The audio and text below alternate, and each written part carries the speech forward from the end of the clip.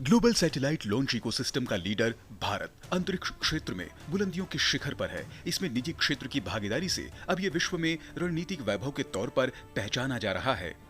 इसके सशक्त उदाहरण स्काई रूट जैसे संस्थान भी है, जिसके इन्फिनिटी कैंपस का उद्घाटन प्रधानमंत्री नरेंद्र मोदी ने वर्चुअल माध्यम से किया। उन्होंने स्काई रूट के पहले कक्षीय रॉकेट विक्रम 1 का भी अनावरण किया।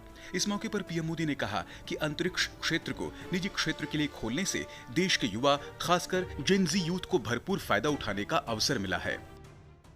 बीते एक दशक में अलग अलग सेक्टर्स में स्टार्टअप्स का नया दौर शुरू हुआ है। फिनटेक हो, एग्रीटेक हो, हेल्थ टेक हो, क्लाइमेट टेक हो, एजुटेक हो, डिफेंस टेक हो, हर क्षेत्र में भारत के युवा, हमारे जैन जी नए समाधान दे रहे हैं। और आज मैं दुनिया के जैन जी को भी बड़े आत्मविश्वास से कह सकता हूं कि अगर जैन जी के लिए सच्चे अर्थ में कहीं से प्रेरणा मिल सकती है तो भारत के जैन जी से मिल सकती है। आज के समय में भारत के पास अंतरिक्ष क्षेत्र में जो क्षमताएं हैं केवल कुछ ही देशों के पास हैं। पीएम मोदी ने कहा कि वैश्विक नवाचार वाले संस्थान भारत के अंतरिक्ष क्षेत्र में तेजी से आकर्षित हो रहे हैं।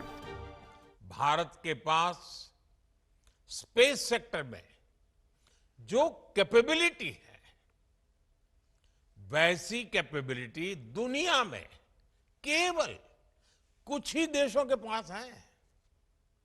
हमारे पास एक्सपर्ट इंजीनियर्स हैं,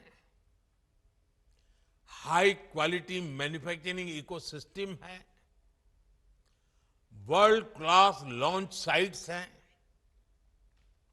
और इनोवेशन को प्रोत्साहन करने वाला माइंडसेट है। भारत की स्पेस कैपेबिलिटी कॉस्ट इफेक्टिव भी है और रिलायबल भी है।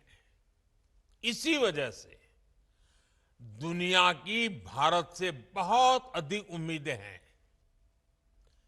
ग्लोबल कंपनीज भारत में सैटेलाइट्स बनाना चाहती हैं, भारत से लॉन्च सर्विसेज लेना चाहती हैं, भारत के साथ टेक्नोलॉजी पार्टनरशिप चाहती हैं और इसलिए हमें इस समय का ज्यादा से ज्यादा फायदा उठाना चाहिए। भारतीय अंतरिक्ष अनुसंधान संगठन इसरो की तारीफ करते हुए प्रधानमंत्री ने कहा कि दशकों तक संस्था ने भारत की अंतरिक्ष यात्रा को नई उड़ान दी है। पीएम ने कहा कि इसरो ने विश्वसनीयता, क्षमता और अपने काम से हर प्रकार से भारत की अलग पहचान बनाई है। पीएम ने कहा कि भारत ने बीते 6 से 7 वर्षों में अपने अंतरिक्ष क्षेत्र को ओपन, कोऑपरेटिव और नवाचार जीवन इकोसिस्टम में बदल दिया है। Bureau report, DD news.